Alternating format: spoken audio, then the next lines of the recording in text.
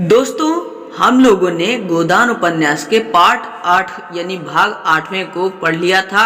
अब हम लोग गोदान उपन्यास के 9वें भाग को पढ़ेंगे। तो शुरू करते हैं। प्रातःकाल होरी के घर में एक पूरा हंगामा हो गया। होरी धनिया को मार रहा था, धनिया उसे गालियां दे रही थी। दोनों लड़कियां बाप के पाँव में लिपटी चिल्ला रही थी और गोबर माँ को बचा रहा था। बार बार होरी का हाथ पकड़कर पीछे ढकेल देता, पर ज्यों ही धनिया के मुंह से कोई गाली निकल जाती, होरी अपने हाथ छुड़ाकर उसे 2-4 घूंसे और लात जमा देता। उसका बूढ़ा क्रोध जैसे किसी गुप्त संचित शक्ति को निकाल लाया हो। सारे गांव में हलचल पड़ गई। लोग समझाने के बहाने तमाशा देखने आ पहुंचे। शोभा लाठी टेकता खड़ा हुआ। दाता दीन ने डांटा, यह क्या है होरी, तुम बावले हो गए हो क्या? कोई इस तरह घर की लक्ष्मी पर हाथ छोड़ता है? तुम्हें यह रोग न था क्या? हीरा की छूत तुम्हें भी लग गई? होरी ने पालागन करके कहा, महाराज तुम इस बखत न बोलो, मैं आज इसकी बान छुड़ाकर तब दम लूंगा। मैं जितना ही तरह देता हूँ उतना ही यह सिर चढ़ती जाती है। धनिया सजल क्रोध में बोली, महाराज तुम गवाह रहना, मैं आज इसे और इसके हत्यारे भाई को जेहल भिजवा कर तब पानी पीऊंगी। इसके भाई ने गाय को माहूर खिलाकर मार डाला। अब जो मैं थाने में रपट लिखाने जा रही हूँ तो यह हत्यारा मुझे मारता है। इसके पीछे अपनी जिंदगी चौपट कर दी, उसका यह इनाम दे रहा है। होरी ने दांत पीसकर और आंखें निकालकर कहा, फिर वही बात मुंह से निकाली? तूने देखा था हीरा को माहूर खिलाते?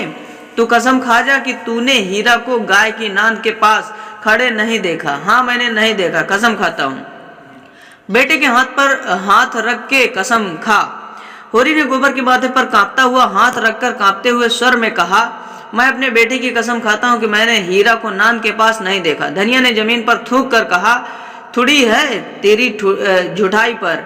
तूने खुद मुझसे कहा कि हीरा चोरों की तरह नांद के पास खड़ा था और अब भाई के पक्ष में झूठ बोलता है। थोड़ी है, अगर मेरे बेटे का बाल भी बाका हुआ तो घर में आग लगा दूंगी, सारी गृहस्थी में आग लगा दूंगी। भगवान आदमी मुंह से बात कहकर इतनी बेशर्मी से मुकर जाता है। होरी पांव पटक कर बोला, धनिया गुस्सा मत दिखा, नहीं बुरा होगा। मार तो रहा है और मार ले। जा, तू अपने बाप का बेटा होगा तो आज मुझे मारकर तब पानी पिएगा। पापी ने मारते मारते मेरा भुरकस निकाल दिया, फिर भी इसका जी नहीं भरा। मुझे मारकर समझता है मैं बड़ा वीर हूँ। भाइयों के सामने भीगी बिल्ली बन जाता है, पापी कहीं का हत्यारा। फिर वह बैन कहकर रोने लगी। इस घर में आकर उसने क्या नहीं झेला, किस तरह पेट तन नहीं काटा, किस तरह एक एक लत्ते को तरसी, किस तरह एक एक पैसा प्राणों की तरह संचा, किस तरह घर भर को खिलाकर आप पानी पीकर सो रहे। और आज उन सारे बलिदानों का यह पुरस्कार। भगवान बैठे यह अन्याय देख रहे हैं और उसकी रक्षा को नहीं दौड़ते। गज की और द्रौपदी की रक्षा करने वैकुंठ से दौड़े थे, आज क्यों नींद में सोए हुए हैं? जनमत धीरे धीरे धनिया की ओर आने लगा। इसमें अब किसी को संदेह नहीं रहा कि हीरा ने ही गाय को जहर दिया। होरी ने बिल्कुल झूठी कसम खाई है, इसका भी लोगों को विश्वास हो गया। गोबर को भी बाप की इस झूठी कसम और उसके फलस्वरूप आने वाली विपत्ति की शंका ने होरी के विरुद्ध कर दिया। उस पर जो दाता दीन ने डांट बताई तो होरी परास्त हो गया, चुपके से बाहर चला गया। सत्य ने विजय पाई। दाता दीन ने शोभा से पूछा, तुम कुछ जानते हो शोभा, क्या बात हुई? शोभा जमीन पर लेटा हुआ बोला, मैं तो महाराज 8 दिन से बाहर नहीं निकला। होरी दादा कभी कभी जाकर कुछ दे आते हैं, उसी से काम चलता है।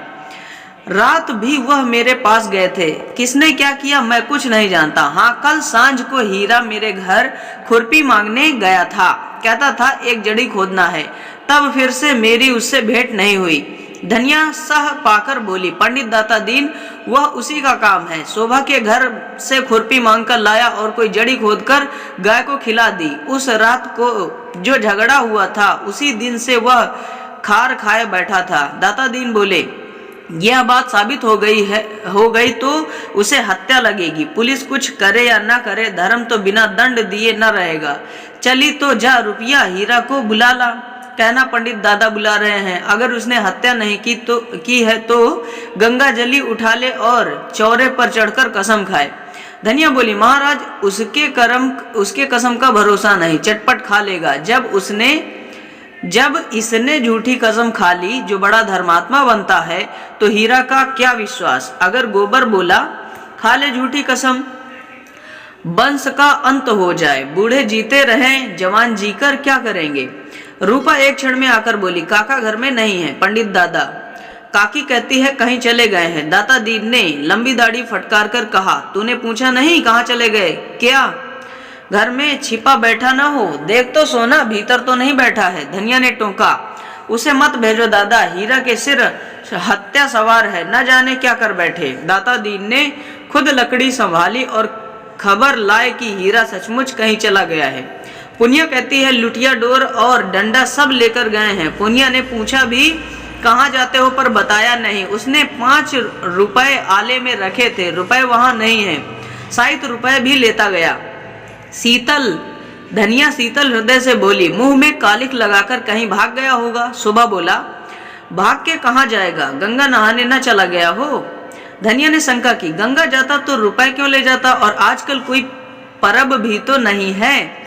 इस शंका का कोई समाधान न मिला। धारणा दृढ़ हो गई, आज होरी के घर भोजन नहीं पका, न किसी ने बैलों को सानी पानी दिया। सारे गांव में सनसनी फैली हुई थी। 2-2, 4-4 आदमी जगह जगह जमा होकर इसी विषय की आलोचना कर रहे थे। हीरा अवश्य कहीं भाग गया, देखा होगा कि भेद खुल गया, अब जेल जाना पड़ेगा, हत्या अलग लगेगी, बस कहीं भाग गया। पुनिया अलग रो रही थी, कुछ कहा न सुना, न जाने कहाँ चल दिए। जो कुछ कसर रह गई थी वह संध्या समय हल्के के थानेदार ने आकर पूरी कर दी। गांव के चौकीदार ने इस घटना की रपट की जैसा उसका कर्तव्य था, और थानेदार साहब भला अपने कर्तव्य से कब चूकने वाले थे। अब गांव वालों को भी उनकी सेवा सत्कार करके अपने कर्तव्य का पालन करना चाहिए। दाता दीन, झिंगुरी सिंह, नोखेराम, उनके चारों प्यादे, मंगरू शाह और लाला पटेश्वरी सभी आ पहुंचे और दारोगा जी के सामने हाथ बांधकर खड़े हो गए। होरी की तलबी हुई। जीवन में यह पहला अवसर था कि वह दारोगा के सामने आया। ऐसा डर रहा था जैसे फांसी हो जाएगी। धनिया को पीटते समय उसका एक एक अंग फड़क रहा था। दारोगा के सामने कछुए की भांति भीतर सिमटा जाता था। दारोगा ने उसे आलोचक नेत्रों से देखा और उसके हृदय तक पहुंच गए।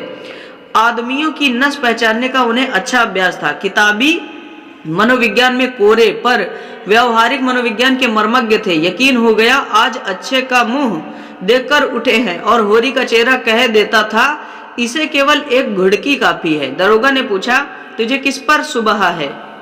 होरी ने जमीन छुई और हाथ बांधकर बोला, मेरा सुबह किसी पर नहीं है सरकार। गाय अपनी मौत से मरी है, बुढ़ी हो गई थी। धनिया भी आकर पीछे खड़ी थी, तुरंत बोली, गाय मारी है तुम्हारे भाई हीरा ने सरकार। ऐसे बॉडम नहीं है कि जो कुछ तुम कह दोगे वह मान लेंगे। यहाँ जांच तहकीकात करने आए हैं। दारोगा जी ने पूछा, यह कौन औरत है? कई आदमियों ने दारोगा जी से कुछ बातचीत करने का सौभाग्य प्राप्त करने के लिए चढ़ा ऊपरी की। एक साथ बोले और अपने मन को इस कल्पना से संतोष दिया कि पहले मैं बोला, होरी की घरवाली है सरकार, तो इसे बुलाओ, मैं पहले इसी का बयान लिखूंगा। वह कहाँ है हीरा? विशिष्ट जनों ने एक स्वर से कहा, वह तो आज सवेरे से ही कहीं चला गया है सरकार। मैं उसके घर की तलाशी लूंगा।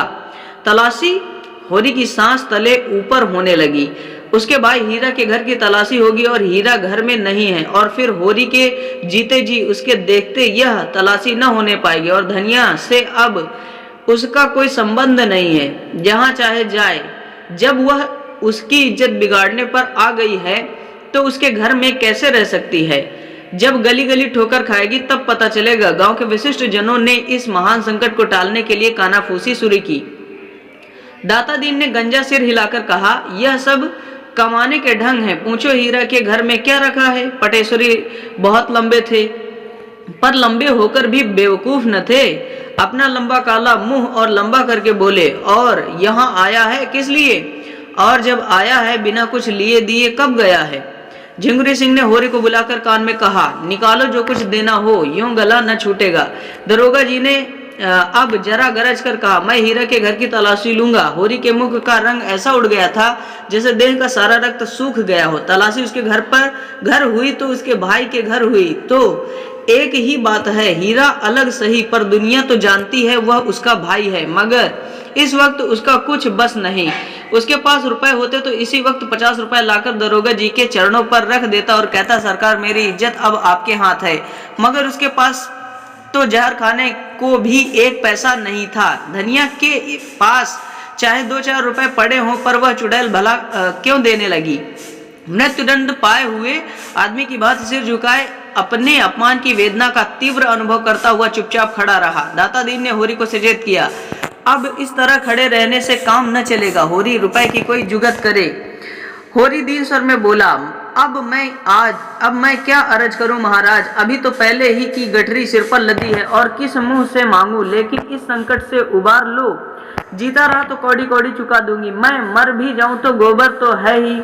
नेताओं में सलाह होने लगी, दरोगा जी को क्या भेंट किया जाए। दाता दीन ने 50 का प्रस्ताव किया। झिंगुरी सिंह के अनुमान में 100 से कम पर सौदा न होगा। नोखेराम भी 100 के पक्ष में थे और होरी के लिए 100 और 50 में कोई अंतर न था। इस तलाशी का संकट उसके सिर से टल जाए, पूजा चाहे कितनी ही चढ़ानी पड़े। मरे को मन भर लकड़ी से जलाओ या 10 मन से, उसे क्या चिंता। मगर पटेश्वरी को यह अन्याय न देखा गया। कोई डाका या कत्ल तो हुआ नहीं, केवल तलाशी हो रही है, इसके लिए 20 रुपए बहुत है। नेताओं ने धिक्कारा, तो फिर दरोगा जी से बातचीत करना, हम लोग नगीच न जाएंगे, कौन घुड़किया खाए। होरी ने पटेश्वरी के पांव पर अपना सिर रख दिया, भैया मेरा उद्धार करो, जब तक जीऊंगा तुम्हारी ताबेदारी करूंगा। दरोगा जी ने फिर अपने विशाल वक्ष और विशालतर उदर की पूरी शक्ति से कहा, कहाँ है हीरा का घर, मैं उसके घर की तलाशी लूंगा। पटेश्वरी ने आगे बढ़कर दरोगा जी के कान में कहा, तलाशी लेकर क्या करोगे हुजूर, उसका भाई आपकी ताबेदारी के लिए हाजिर है। दोनों आदमी जरा अलग जाकर बातें करने लगे। कैसा आदमी है? बहुत ही गरीब हुजूर, भोजन का ठिकाना भी नहीं है। सच? हाँ हुजूर, ईमान से कहता हूँ। अरे तो क्या एक 50 का डॉल भी नहीं है? कहाँ की बात हुजूर, 10 मिल जाए तो 1000 समझिए, 50 तो 50 जन्म में भी मुमकिन नहीं, और वह अभी जब कोई महाजन खड़ा हो जाएगा। दरोगा जी ने 1 मिनट तक विचार करके कहा, तो फिर उसे सताने से क्या फायदा, मैं ऐसे को नहीं सताता जो आप ही मर रहे हों। पटेश्वरी ने देखा निशाना और आगे जा पड़ा। बोले, नहीं हुजूर ऐसा न कीजिए। नहीं, फिर हम कहाँ जाएंगे, हमारे पास दूसरी और कौन सी खेती है। तुम इलाके के पटवारी हो जी, कैसी बातें करते हो। जब ऐसा ही कोई अवसर आ जाता है तो आपकी बदौलत हम भी कुछ पा जाते हैं। नहीं पटवारी को कौन पूछता है। अच्छा जाओ, 30 रुपए दिलवा दो, 20 रुपए हमारे, 10 रुपए तुम्हारे। 4 मुखिया हैं, इसका ख्याल कीजिए। अच्छा आधे आधे पर रखो, जल्दी करो, मुझे देर हो रही है। पटेश्वरी ने झिंगुरी से कहा। झिंगुरी ने होरी को इशारे से बुलाया, अपने घर ले गए। 30 रुपए गिनकर उसके हवाले किया और एहसान से दबाते हुए बोले, आज ही कागज लिखा लेना, तुम्हारा मुंह देखकर रुपए दे रहा हूँ तुम्हारी भलमनसी पर। होरी ने रुपए लिए और अंगोछे के कौर में बांधे प्रसन्न मुख आकर दरोगा जी की ओर चला। सहसा धनिया झपट कर आगे आई और अंगोछी एक झटके के साथ उसके हाथ से छीन ली। गांठ पक्की न थी, झटका पाते ही खुल गई और सारे रुपए जमीन पर बिखर गए। नागिन की तरह फुनकार कर बोली, ये रुपए कहाँ लिए जा रहा है, बता। भला चाहता है तो सब रुपए लौटा दे, नहीं कह देती हूँ घर के पुरानी रात दिन मरे और दाने दाने को तरसे, लत्ता भी पहनने को मयसर ना हो और अंजलि भर रुपए लेकर चला है इज्जत बचाने। ऐसी बड़ी है तेरी इज्जत, जिसके घर में चूहे लोटे वह भी इज्जत वाला है। दरोगा तलाशी ही तो लेगा, ले चाहे जहां चाहे तलाशी। एक तो 100 रुपए की गाय गई, उस पर यह पलेथन, वाह री तेरी इज्जत। होरी खून का घूंट पीकर रह गया। सारा समूह जैसे थरार उठा, नेताओं के सिर झुक गए। दरोगा का मुंह जरा सा निकल आया। अपने जीवन में उसे ऐसी लताड़ न मिली थी। होरी स्तंभित सा खड़ा रहा। जीवन में आज पहली बार धनिया ने उसे भरे अखाड़े में पटकनी दी, आकाश तका दिया। अब वह कैसे सिर उठाए, मगर दरोगा जी इतनी जल्दी हार मानने वाले न थे। खिसियाकर बोले, मुझे ऐसा मालूम होता है कि इस शैतान की खाला ने हीरा को फंसाने के लिए खुद गाय को जहर दे दिया। धनिया हाथ मटकाकर बोली, हाँ दे दिया, अपनी गाय थी मार डाली, फिर किसी दूसरे का जानवर तो नहीं मारा। तुम्हारे तहकीकात में यही निकलता है तो यही लिखो। पहना दो मेरे हाथ में हथकड़िया, देख लिया तुम्हारा न्याय। तुम्हारे अक्कल की दौड़, गरीबों का गला काटना दूसरी बात है, दूध का दूध और पानी का पानी करना दूसरी बात। होरी आंखों से अंगारे बरसता धनिया की ओर लपका, पर गोबर सामने आकर खड़ा हो गया और उग्र भाव से बोला, अच्छा दादा अब बहुत हुआ, पीछे हट जाओ, नहीं मैं कह देता हूँ मेरा मुंह न देखोगे, तुम्हारे ऊपर हाथ न उठाऊंगा, ऐसा कपूत नहीं हूँ, यहीं गले में फांसी लगा लूंगा। होरी पीछे हट गया और धनिया सिर होकर बोली, तू हट जा गोबर, देखूं तो क्या करता है मेरा। दरोगा जी बैठे हैं, इसकी हिम्मत देखूं, घर में तलाशी होने से इसकी इज्जत जाती है, अपनी मेहरिया के सारे गांव के सामने लतियाने से इसकी इज्जत नहीं जाती, यही तो वीरों का धर्म है, बड़ा वीर है तो किसी मर्द से लड़, जिसकी बांह पकड़कर लाया उसे मारकर बहादुर न कहलाएगा। तू समझता होगा मैं इसे रोटी कपड़े देता हूँ, आज से अपना घर संभाल, देख तो इसी गांव में तेरी छाती पर मूंग डलकर रहती हूँ कि नहीं, और इससे अच्छा खाऊं पहनूंगी, इससे इच्छा हो देख ले। होरी परास्त हो गया, उसे ज्ञात हुआ स्त्री के सामने पुरुष कितना निर्बल, कितना निरुपाय है। नेताओं ने रुपए चुनकर उठा लिए थे और दरोगा जी को वहां से चलने का इशारा कर रहे थे। धनिया ने एक ठोकर और जमाई, जिसके रुपए हों ले जाकर उसे दे दो, हमें किसी से उधार नहीं लेना है, और जो देना है तो उसी से लेना, मैं दमड़ी भी न दूंगी, चाहे मुझे हाकिम के इजलास तक ही चढ़ना पड़े। हम बाकी चुकाने को 25 रुपए मांगते थे, किसी ने न दिया, आज अंजलि भर रुपए ठनाठन निकाल दिए। मैं सब जानती हूँ, यहाँ तो बाट बखरा होने वाला था, सभी के मुंह मीठे होते। ये हत्यारे गांव के मुखिया है, गरीबों का खून चूसने वाले, सूद ब्याज ढेढ़ी सवाई नजराना घूस घास जैसे भी हो, गरीबों को लूटो, उस पर सुराज चाहिए, जेल जाने से सुराज न मिलेगा, सुराज मिलेगा धर्म से, न्याय से। नेताओं के मुंह में कालिक सी लगी हुई थी, दरोगा जी के मुंह पर झाड़ सी फिरी हुई थी। इज्जत बचाने के लिए हीरा के घर की ओर चले, रास्ते में दरोगा ने स्वीकार किया, औरत है बड़ी दिलेर। पटेश्वरी बोले, दिलेर है हुजूर, करकसा है, ऐसे औरत को तो गोली मार दे। तुम लोगों का काफिया तंग कर दिया उसने, 4 तो मिलते ही, हुजूर के भी तो 15 रुपए गए, मेरे कहाँ जा सकते हैं, वह न देगा, गांव के मुखिया देंगे, और 15 रुपए की जगह पूरे 50 रुपए। आप लोग चटपट इंतजाम कीजिए। पटेश्वरी ने हंसकर कहा, हुजूर बड़े दिल लगी बाज हैं। दाता दीन बोले, बड़े आदमियों के यही लक्षण है, ऐसे भाग्यवानों के दर्शन कहाँ होते हैं।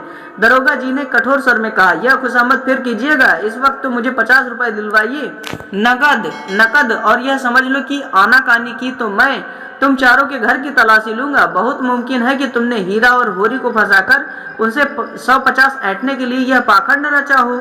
नेतागण अभी तक यही समझ रहे थे दरोगा जी विनोद कर रहे हैं। झिंगुरी सिंह ने आंखें मारकर कहा, निकालो 50 रुपए पटवारी साहब। नौखेराम ने उनका समर्थन किया, पटवारी साहब का इलाका है, उन्हें जरूर आपकी खातिर करनी चाहिए। पंडित नौखेराम की चौपाल आ गई। दरोगा जी एक चारपाई पर बैठ गए और बोले, तुम लोगों ने क्या निश्चय किया, रुपए निकालते हो या तलाशी करवाते हो। दाता दीन ने आपत्ति की, मगर हुजूर, मैं अगर मगर कुछ नहीं सुनना चाहता। झिंगुरी सिंह ने साहस किया, सरकार यह तो सरासर, मैं 15 मिनट का समय देता हूँ, अगर इतनी देर में पूरे 50 रुपए न आए तो तुम चारों के घर की तलाशी होगी। और गंडा सिंह को जानते हो, उसका मारा पानी भी नहीं मांगता। पटेश्वरी ने तेज स्वर से कहा, आपको अख्तियार है, तलाशी ले ले, यह अच्छी दिल लगी है, काम कौन करे, पकड़ा कौन जाए। मैंने 25 साल थानेदारी की है, जानते हो, लेकिन ऐसा अंधेर तो कभी नहीं हुआ। तुमने अभी अंधेर नहीं देखा, कहो तो वह भी दिखा दूं, एक एक को 5-5 साल के लिए भिजवा दूं। यह मेरे बाएं हाथ का खेल है, डाके में सारे गांव को काले पानी भिजवा सकता हूँ, इस धोखे में न रहना। चारों सज्जन चौपाल के अंदर जाकर विचार करने लगे। फिर क्या हुआ किसी को मालूम नहीं। हाँ, दरोगा जी प्रसन्न दिखाई दे रहे थे और चारों सज्जनों के मुंह पर फटकार बरस रही थी। दरोगा जी घोड़े पर सवार होकर चले तो चारों नेता दौड़ रहे थे। घोड़ा दूर निकल गया तो चारों सज्जन लौटे, इस तरह मानो किसी प्रियजन का संस्कार करके शमशान से लौट रहे हों। सहसा दाता दीन बोले, मेरा शराप न पड़े तो मुंह न दिखाऊं। नौखेराम ने समर्थन किया, ऐसा धन कभी फलते नहीं देखा। पटेश्वरी ने भविष्यवाणी की, हराम की कमाई हराम में जाएगी। झिंगुरी सिंह को आज ईश्वर की न्याय परायणता न्यायपरता में संदेह हो गया था। भगवान न जाने कहाँ है कि यह अंधेर देखकर भी पापियों को दंड नहीं देते। इस वक्त इन सज्जनों की तस्वीर खींचने लायक थी। तो देखिए दोस्तों, हम लोगों ने गोदान उपन्यास के 9वें भाग को भी पढ़ लिया है। अब हम लोग 10वें भाग को अगले वीडियो में कवर करेंगे। मिलते हैं अगले वीडियो के साथ, तब तक के लिए थैंक्स फॉर वॉचिंग फ्रेंड्स। जय हिंद, जय भारत।